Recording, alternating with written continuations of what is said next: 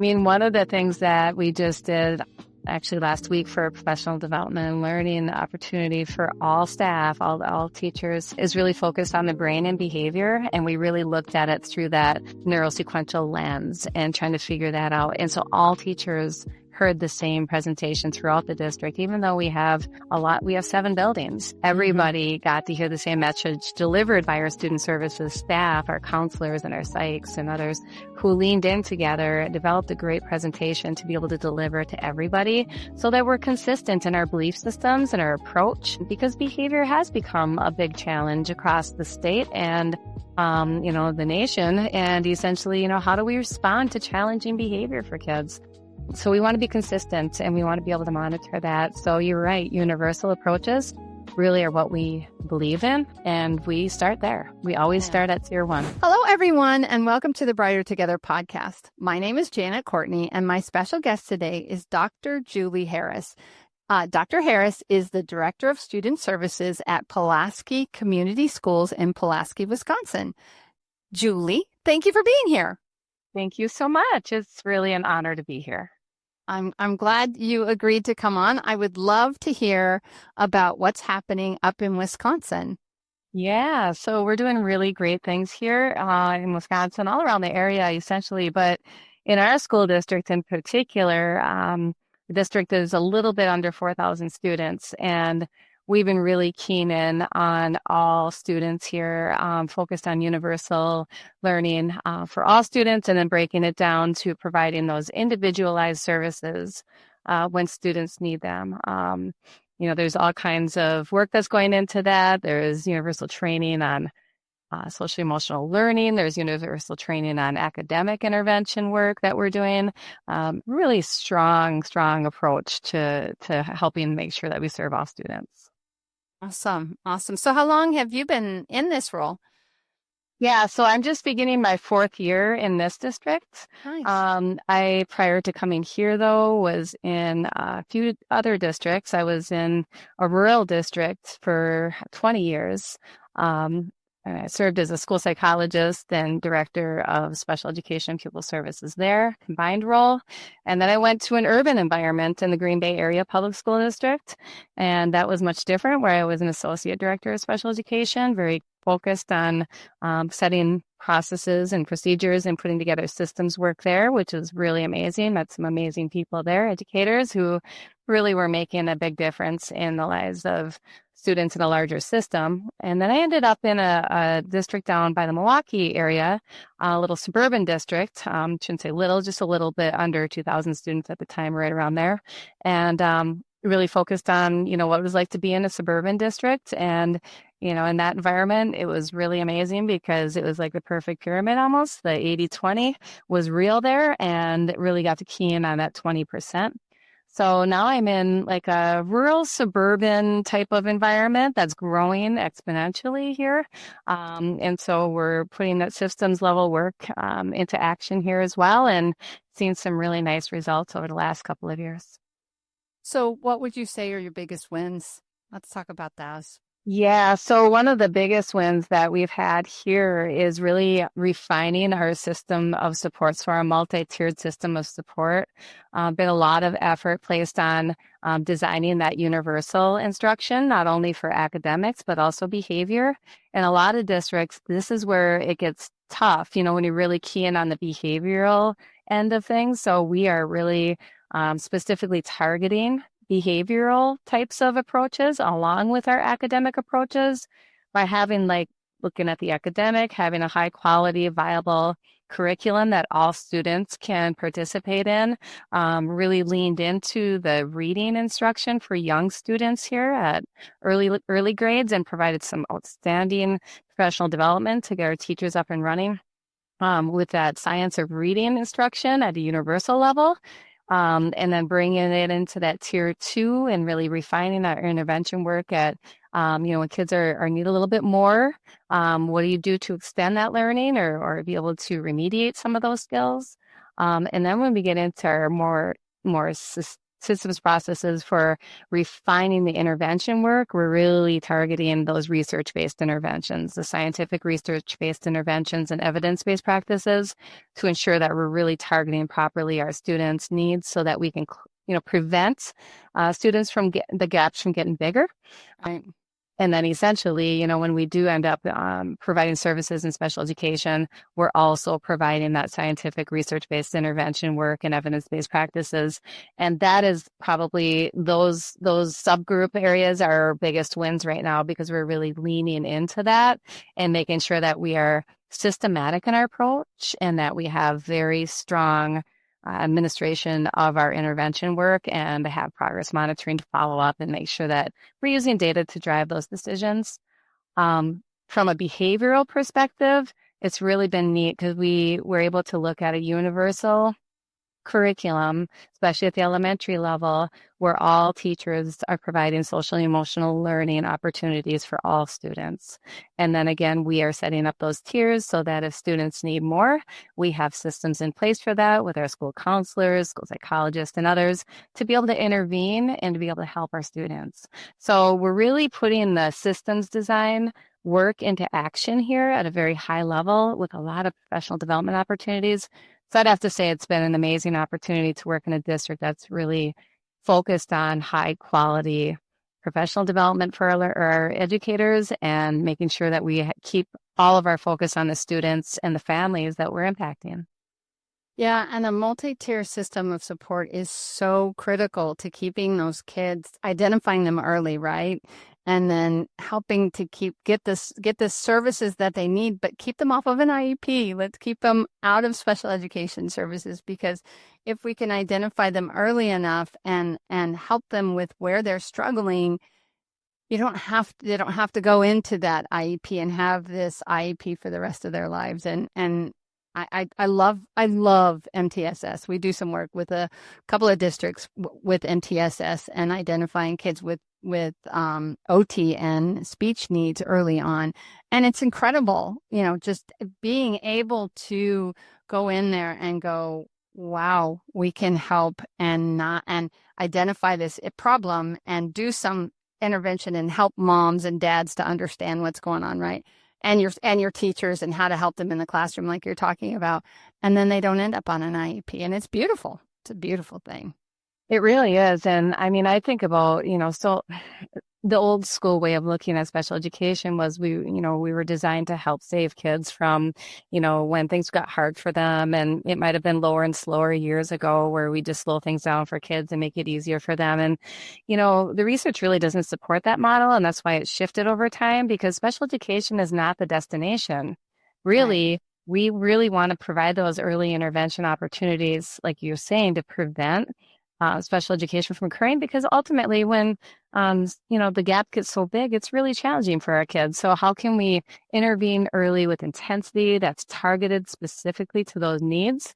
As a speech therapist, I've always said that speech therapists are like so good at this. So you're like the experts, because essentially you are able to like really hone in on that specific skill and then provide that therapy and the intervention, and then be able to have oftentimes more kids dismissed from our services than many other areas. So I've always admired that about the ability to really target and intervene. Well, thank you. For my profession, I thank you.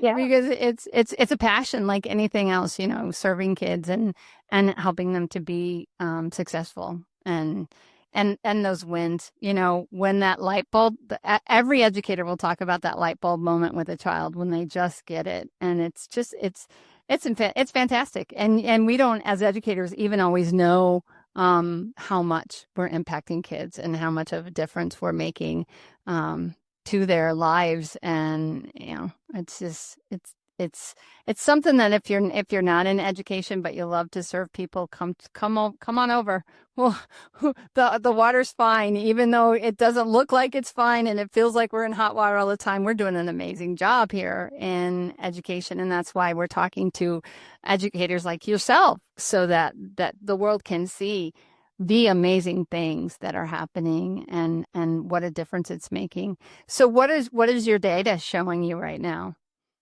Yeah, so we're always in process of studying our data, and essentially we're building our systems. And so there are students who are making really aggressive growth, and that is really our mission to ensure that students are making more than a year's growth in a year, Hmm. especially when they have large gaps to fill. So essentially, we are seeing some of our students making over a year and a half, sometimes up to 3 years growth when we get the right intervention in place, specifically in reading or math. So essentially, the data that we're really looking at is very individualized at our level, at my level. We study our universal data to be able to put, the interventions in place from the targeted perspective, but at our level, we're really digging into each individual student and trying to figure out if an intervention is not working, what do we need to do to change to be able to help the student be able to make progress? Because that's really what we're all about, right? And so, like, maybe it's an approach that we're using, maybe they need a different strategy. It's really dependent on each individual need. But when we do see the right intervention matched with the need, the disability related need, we really see a lot of growth oftentimes. So, Yeah, and sometimes it isn't even necessarily, I mean, I know we call it a disability, but it's just they learn differently. When you can figure out how that child learns and where what gets them excited. I always called it the hook. It's like, as a speech therapist, what is that thing that child loves so much that makes them want to come to therapy? And if I can find that thing, then as an educator and as an SLP, and language, when I'm working on language, it's like you give me a pen, we can talk about a whole language lesson on just a pen. I'm holding up a pen, yeah, for those of you that are listening. And you absolutely can, as long as you understand how language works and what works for that child, then you're opening doors for them that allows them to access something that they didn't have before. And I think that's part of what I was talking about with that light bulb moment too, because when they're understanding it, you can see that with that child, and it's amazing. It's absolutely amazing. absolutely. And I call that like the motivation method. I've been calling it the motivation method for years. I have personal experience with having identical twins who were diagnosed with autism when they were young. They were in birth at 3, received early intervention, OT, speech, you name it. And Hmm. this is when I was early in my career as well. And so over time, we really leaned into those motivational factors and tried to find those things, like you said, the hooks. Hmm. And that works. It really does work. It works with students. It works with children all over the place. And it works with us too. What's motivating Yeah. them in our Yeah. lives, right? And so, really keen in on what are those drivers for kids? How are we going to make it fun and motivating for them? The other thing that we really lean into for our students is looking at the environment. Sometimes the environmental factors are really contributing to the challenges that kids are experiencing. So, how can we change up the environment sometimes, whether it's overstimulating for some kids or overwhelming, or there's some peer needs that they need to work on or what have you? We're always analyzing that and trying to figure out what can we do to give kids the best learning environment so they can make the most progress in their educational opportunities. And that changes with every child, and it changes how your classroom looks from year to year to year as well. Because what the students that you have this year and their needs within that classroom, and identifying those things is going to not be the same the next year, right? So how do you guys deal with that, with those, when you identify those things? How are you handling that? Yeah, and it's like you said, it's very individualized. And so if there is this year another win that I'll just speak to is our support process related to students who are neurodiverse learners. We're able to put together a program support teacher model for a neurodiverse student specialist this year, but we have other program support teachers as well in our district. Now we developed this system for support, and it's been really neat because we can look at the environment and we can see, like, what do we need to change about that environment? There's different methods and models out there, like the teach model, different things like that, that you can look at and say, okay, what about this environment is impacting a child's experience, and how can we look at that and maybe change things up for, even if it's a little part of the day or if it's maybe more of the day, or giving those breaks or those opportunities, teaching kids how to ask for help when they need it so that they can have a break, just really thinking about it through that perspective of meeting the individual child's needs and looking at it through the lens of behavior as communication, and kids are telling us something through Yeah. their behavior, and that is a need that they're trying to have met. Uh-huh. Rather than looking at it through a consequential or punitive perspective, looking at it through kind of brain-based, neurosequential type of need, that kids are trying to say, hey, I need help. I'm overwhelmed. And so how can they communicate that with us? And so if they are in an environment that's difficult for them, teaching those strategies and skills to be able to help them is really important. And that's what we're leaning into this year with our work universally across the district. Occupational therapy shouldn't be one more thing on your plate. It should be a solution. Lighthouse Therapy offers school-based occupational therapy services that actually work for you and your staff. Our OTs have an average of 16 years of experience in schools, and they support everything from handwriting to fine motor to sensory integration. And you can choose from 3 different service models, whether it be virtual, hybrid, or in person. It's OT that fits your workflow without the chaos. Visit lighthouse-therapy.com/brighter together to learn more. That's beautiful, because it does matter. And I've said a million times on this show, kids don't act up because they want to be bad. They don't act up because they just want to get in trouble. They're seeking something, or they're expressing a desire or a discomfort or a pain in a way that the only way they know how. And we see that as a behavior. And I love that our, I don't even know what the term is, but our educational system and how we look at kids and our perspective of education and our perspective of behaviors has taken this. This was not what I was taught 31 years ago. I wasn't taught about, the root cause of the behavior. We were taught, how do you deal with the behavior and how do you help the child to express it in a positive way, instead of finding out why the behavior was happening at all. And I have a really great friend who's a BCBA, and we've had many, many, many conversations about, because that's what BCBAs do. I mean, they're really digging in and trying to figure out, how do we set up the child's environment in a way with everybody so that they don't have these major meltdowns, and how to identify when a meltdown is coming, right? Yeah. And it's super, and communication, when as an SLP, that's half the battle, is getting them the ability to say, I'm not happy, I'm sad, I'm angry, I'm whatever it is that they're feeling, and getting those feelings out, because a lot of times it's related to feelings, isn't it? Yes, absolutely. And, I think that's when we weigh in and we utilize our evidence-based practices. Yeah. There are so many approaches out there that have been proven to be effective.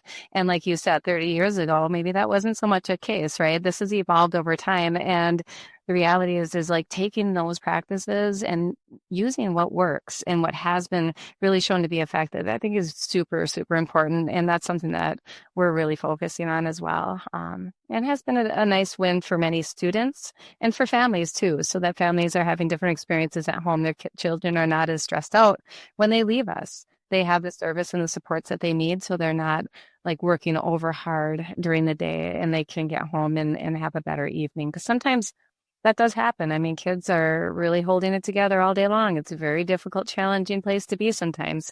Everything's moving fast and furious for them, even more so than maybe a neurotypically developing child. And we have to recognize that and meet parents where they're at. So another thing that we're really focused on this year is family engagement.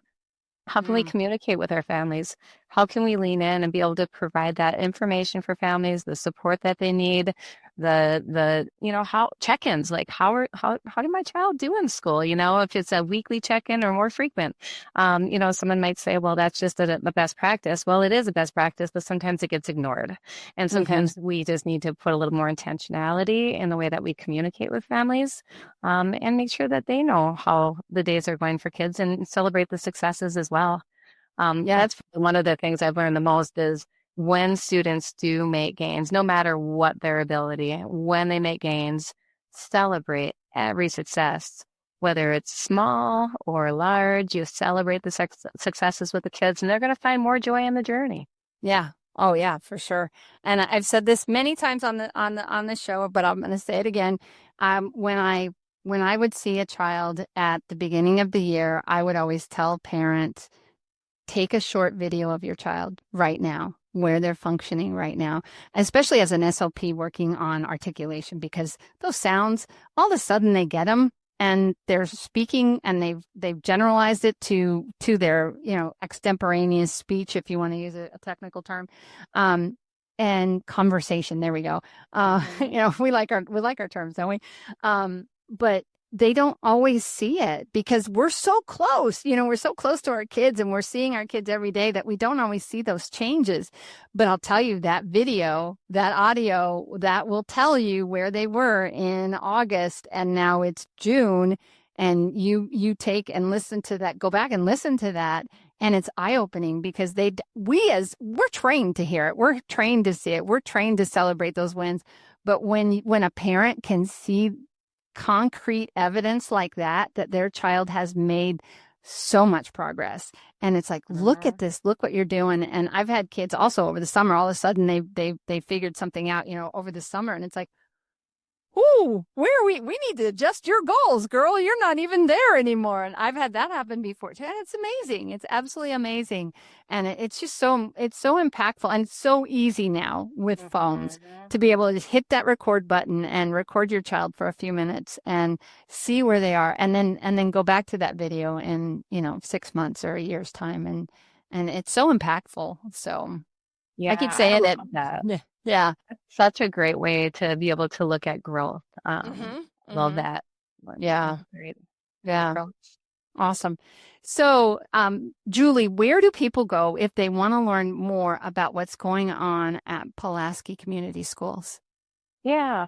So they are more than welcome to contact me. They can reach out to me via our website if they're interested. Contact information's on there. We also have a great administrative team. Be happy to introduce anybody who's interested in the universal approach that we're using to our assistant superintendent of teaching and learning, and it's Dr. Jenny Graciani. So I can introduce to that, or a superintendent, Allison Space. So there's multiple people in our district who are just really invested in this work. Beyond them, we have a great learning leader team. So we have principals that are 100% invested in this. We have monthly meetings, if not more frequent. We have a great process of really designing our goals that are universal district-wide goals that then funnel into the buildings. And then we have coalitions, guiding coalitions in the buildings that are helping to ensure that all of the goals are aligned and they all lead up to the district mission and the district plan, which is to make sure that all students are making growth, all students. So essentially, our systems of support are really strong from an administrative perspective as well as that professional development perspective. So there's a lot of people here that can speak to this because we're doing the work together. We're highly aligned, very aligned in our systems approach here, which is really, really neat. And sometimes districts, I've been in, like I said, all areas, rural, urban, suburban, and every district is unique. And they've all been wonderful, and they all have their strengths and they all have their challenges. And a lot of times, sometimes seeing models that are really effective can just give people ideas. And sometimes we will go out and visit other school districts too and see what is working for them so that we can improve ours as well. So we are always open to having people come in and learn together with us, because that's really what this is all about. From my perspective, our perspective, it's like, how do we help each other out? That's what we're here for. We're in education for a reason. And if we are here to be able to support students and families, let's do this together. It doesn't need to be in a pocket in a little Pulaski silo. It can be bigger than that, and we can all help each other out. Across the state. Our state's really good. They're very supportive. Department of Public Instruction in Madison is very supportive for us too. There's a lot of great organizations. Like for my end, the Wisconsin a council for administrators with student special services. It's due to a great organization that really provides a lot of learning for us as special education directors and leaders. So there's options there too to be able to lean in and learn about different approaches to help all students. And I love that it's, you talk about universal. That means everybody. Yep. You're training everybody. And Yep.